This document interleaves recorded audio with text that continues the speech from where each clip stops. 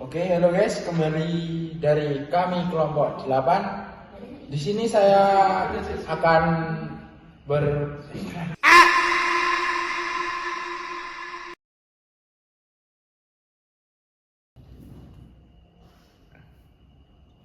Halo guys, kami dari podcaster kelompok 8. Mungkin di sini kami akan berbincang-bincang tentang apa sih masa pubertas itu dan apa ciri-ciri masa pubertas pada laki-laki maupun perempuan. Saya Aristian sebagai host dan saya akan mendatangkan 4 guest star di video selanjutnya.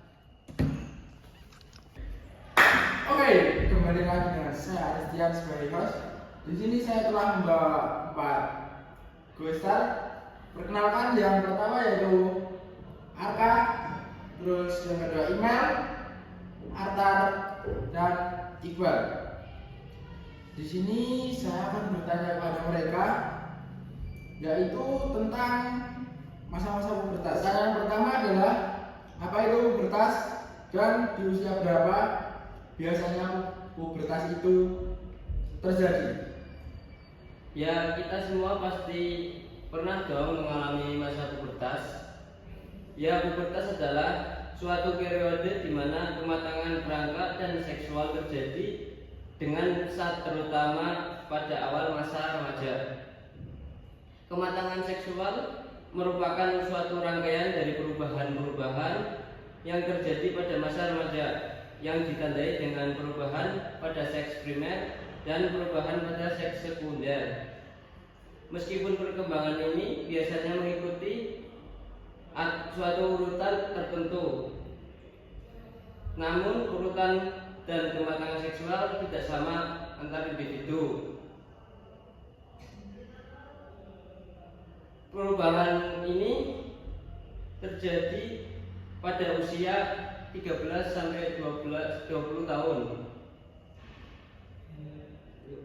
Sudah. Oke guys, lanjut ke pertanyaan kedua, yaitu bagaimana ciri-ciri masa pubertas pada laki-laki dan contoh kenakalannya apa saja sih?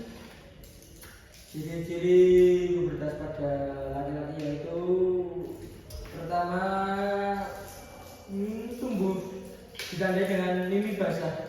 Paling awal itu ditandai dengan mimpi basah, pengalaman saya sendiri, dan tumbuh jakun, tumbuh bulu-bulu halus di area kemaluan, suara menjadi berat, dan tulang-tulang menjadi lebih kokoh atau lebih besar.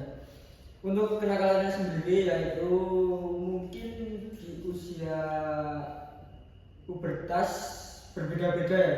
Setiap orang itu berbeda-beda kenakalannya. Mungkin dari pengalaman saya, mungkin mencoba-coba merokok, mencoba-coba cari jati diri, kayak berkelahi, kayak gitu-gitulah. Kalau cowok kan biasa berkelahi. Oke, terima kasih. Lanjut ke pertanyaan ketiga, yaitu bagaimana ciri-ciri masa pubertas pada perempuan dan apa sih kenakalannya? Biasanya kalau perempuan itu masa pubertasnya itu dialami dengan menstruasi, terus payudara membesar, suara makin melengking, terus apa ya, bulu-bulu halus di bagian tertentu itu udah mulai tumbuh seperti di ketiak, di kemaluan.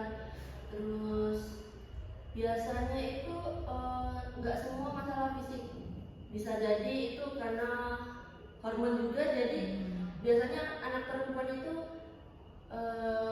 karena dia menstruasi ya, dia nanti mengalami masa-masa bete, bad mood, terus labil. Masa pubertasnya itu dialami dengan labil, terus pemikirannya yang masih awur-awuran lah.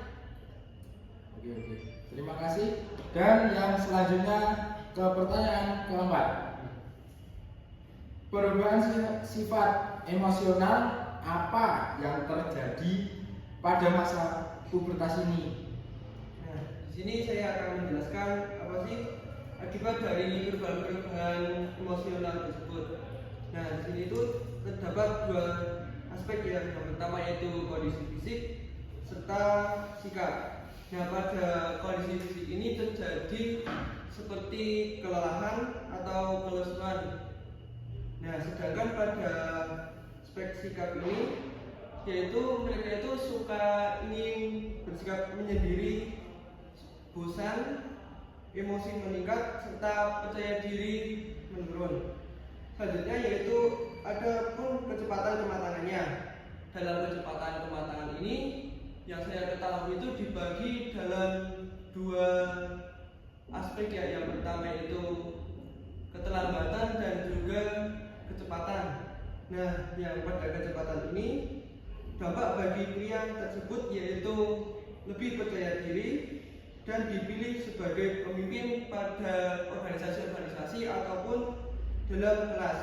Sedangkan pada wanita yaitu mereka itu lebih malu serta lebih merendah. Sedangkan keterlambatan yang terjadi pada pria yaitu rasa ingin ditolak, rasa takut lah ingin ditolak cewek itu muncul. Terus insecure. Nah, sedangkan pada wanita itu terjadi yaitu punya waktu yang lebih panjang untuk persiapan diri dan tidak terlalu banyak untuk dituntut. Oke, mungkin bisa minum dulu biar nggak panas ya, atau dimakan.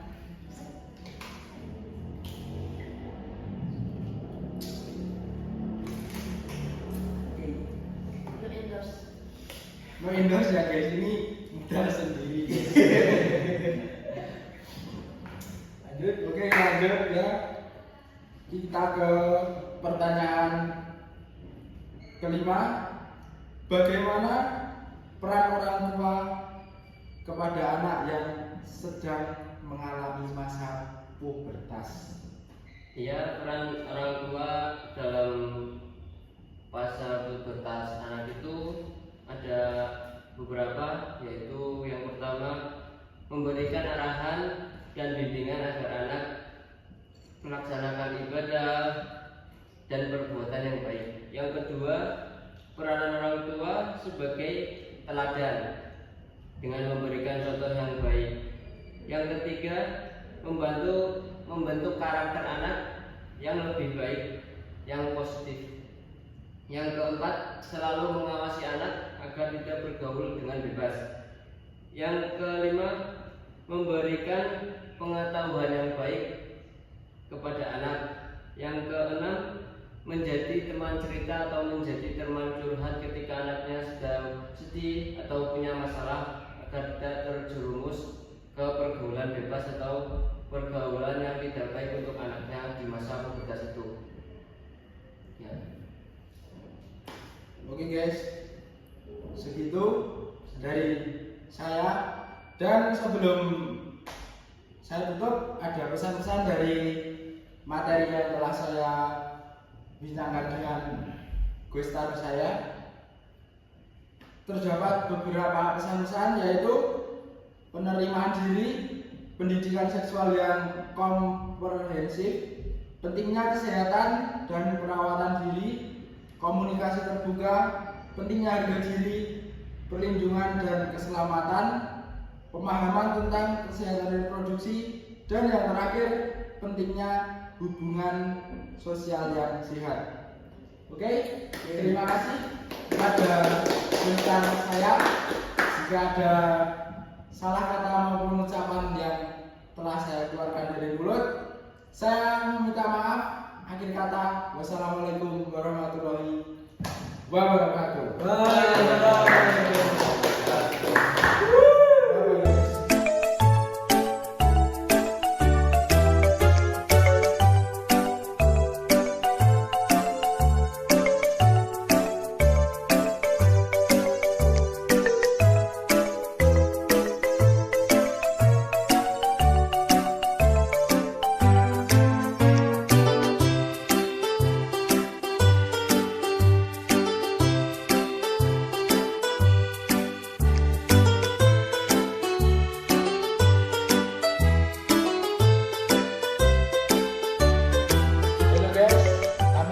kelompok 8. Di sini kami akan